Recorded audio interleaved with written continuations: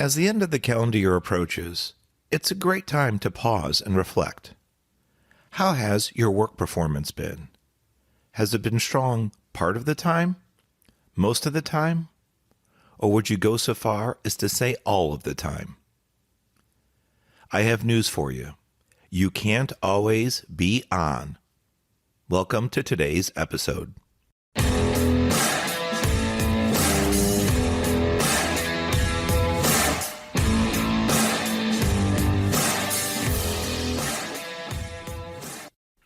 Welcome back to the Career Growth Made Easy podcast. I'm your host, Craig Ansell. We're hitting episode 81 today. You can't always be on. Regardless of what type of job function you have, regardless of what work schedule you're on, you can't be at your highest or peak performance all the time. Taking breaks is vital to making sure that you keep your peak performance available for when you need it most.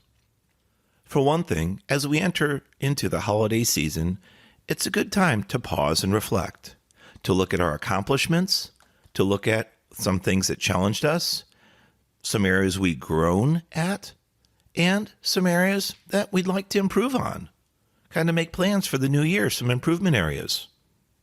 Besides that, though, it's always great to sit back and gather with friends and family and loved ones and just reconnect. It's great to take a break. But besides that break, spending some time with family and friends, it's also important to mentally recharge and refresh. If you've been working a lot of hours, especially overtime and extended shifts, you may know what it's like to burn out. Even if you like your job and love the cause and love what you do for your company, there's still going to be times where you feel concerned, challenged of how you're going to get through the day because you simply put in too much effort and too much time in a short period. One such situation happened to me years ago. I was getting ready for work.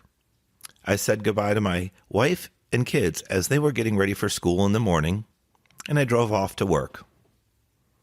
I got to the office, sat down in my chair, placed my computer bag where it normally goes, put my keys on my desk, and spun the chair around to start the day.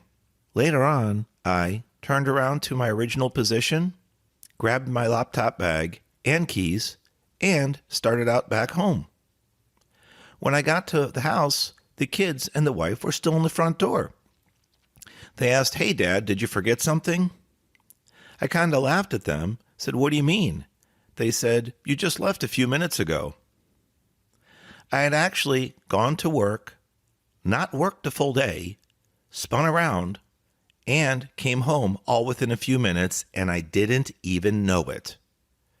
That's an extreme case of working too hard, too long, too many late nights, and it was a clear indicator that I needed a break.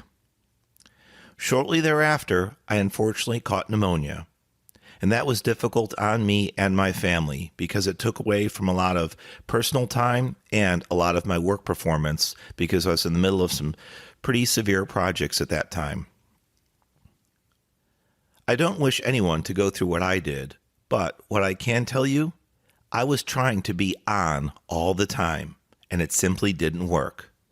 None of us, no matter how hard we may work, no matter how hard we may train, no matter what education we have, can be on all the time. We can be strong.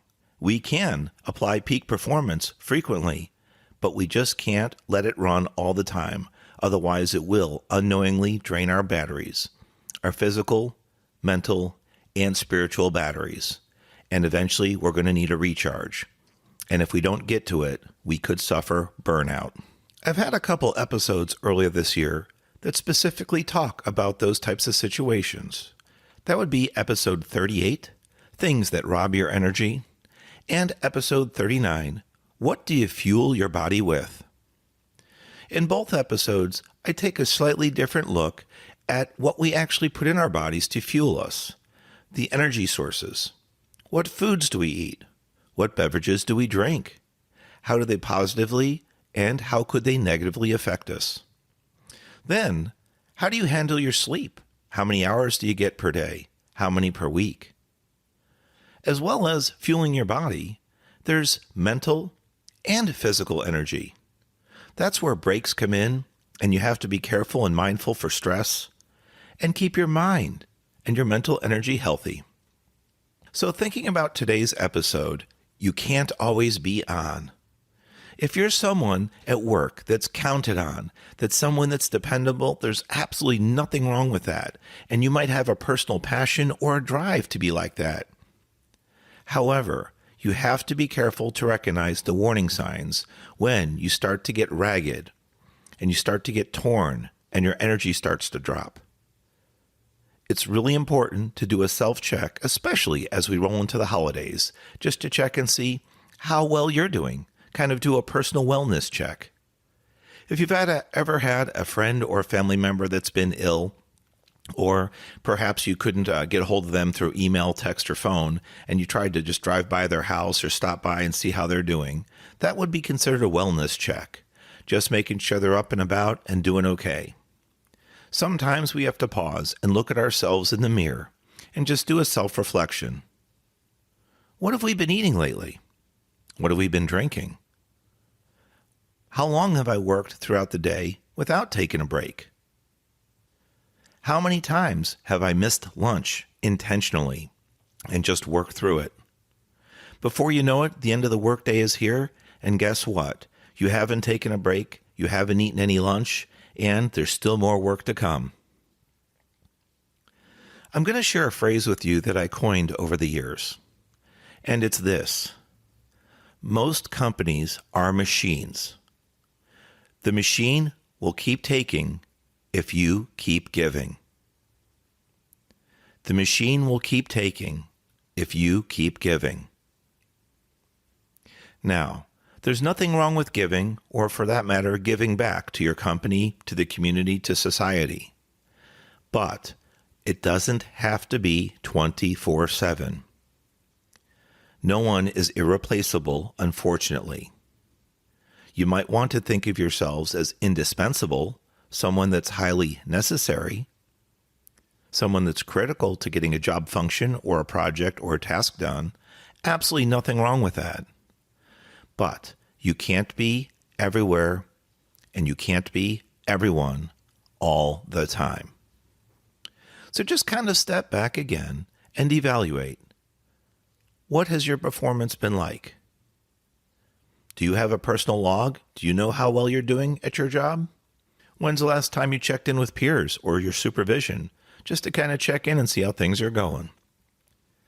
It's important that if you start to wear down, you catch those signs. If you get that feedback from a peer, a supervisor, or manager in your group, don't take it defensively. It likely means you've been giving for quite some time and you didn't know there was an end in sight. It might be important to take part of a day off or an extended weekend and just recharge your batteries. If you have the fortune and the opportunity to disconnect from your job when you take your time off, that means don't go by your office or your place of work. Don't check your email on your computer, and don't carry your work phone with you unless it's a requirement. It's important, though you physically detach from your work, to mentally detach as well, and that includes electronic communication, text, calls, and email. You wouldn't believe it, but just the fact of having an alternate work location or a work-from-home job, and you put your computer in a certain area of your home, every time you walk by that area, it will mentally trigger that you should check your email or wonder how your projects or tasks are going. My wife helped me, and we put together a small work location in our home. It really wasn't intended for it, but we put a nice little desk setting together, and I only use that area when it's for work. When I do personal things, or for example, work on this podcast, it's at a different section of the desk, a different section of the house. It keeps me mentally separated from work and from personal things. If you're still working from home and you feel like you're always on and you just kind of feel stressed and worn out, maybe you should look at your work from home setup. Now, if you have a small apartment or a small home, I get it. Space can be tight and space is precious. However, just simply creating a certain area that you only perform work functions at can be critical to your health and to your success.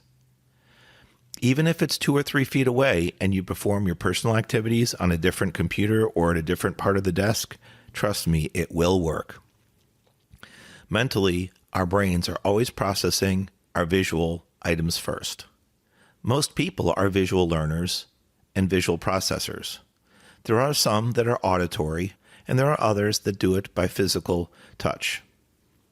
However, if you were to create those 2 desk settings that I talked about, those 2 mini office settings, it can go a long way in restoring your energy and helping you get your strength back so that you can muster up your peak performance when you need it most. So as we come into the holiday season, work to be a strong performer mentally and physically. But also, it's important to recognize we all have limitations. Some more than others, some less than others. But do a self-check.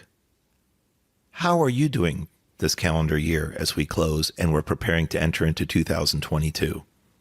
If you've been on a lot, you may be physically worn down. You might have heard some comments from family or friends. While they were meaning to be constructive, they might have hurt you. You look worn out. Every time I see you, you look really tired. We don't realize sometimes how we carry ourselves. The burdens of the day from our work activities can also add on to the burdens and the items that we have for our personal lives as well. Sometimes that load can be too hard to handle. So work on taking even a few hours off for an extended weekend so that you can detox and mentally and physically break away so that you can recharge. And if you like more details on how to do that, again, go back to episode 38, Things That Rob Your Energy, and episode 39, What Do You Fuel Your Body With? I'll put those links in the show notes. If you have any questions or comments, please feel free to leave that on social media at Craig Ansell for Facebook, LinkedIn, and Instagram. And if you have any questions about the episodes that you just want to hit me directly, craig@craigansell.com is my email. We look forward to serving you up future episodes, and if you have any particular challenges with your work or topics that you're interested in, please send us a note. We'd be happy to consider it for a future podcast. And don't forget, we started something really awesome. We have the Career Growth Made Easy Facebook group. Just answer a few questions to tell us what your interests are for joining, and we'll let you in. You can connect with like-minded people like yours truly. We have some special features and special benefits for joining, and it's free. So if you're looking to do something for the new year, how can you change your life? How can you improve it? What things can you do better, or what things can you do differently? You know what? One other thing. What things might you choose to stop doing that could be negative habits or bad for your personal and professional career growth? You might want to pop in to our Facebook group. That's the Career Growth Made Easy Facebook group. Just answer a few questions. The links will be in the show notes, and we'll be happy to let you in. Meet with like-minded people and start a new career growth journey in 2022. For the Career Growth Made Easy podcast, I've been your host, Craig Ansell. We've just closed out episode 81. You can't always be on. Have a blessed week.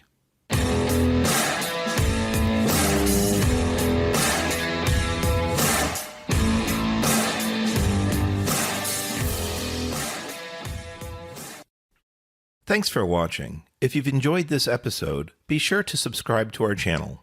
New episodes every Monday. In the meantime, why don't you follow us on social media at Craig Ansell on Facebook, LinkedIn, and Instagram. To book a coaching appointment, download our free guides, or join our email list, check out the links in the description below.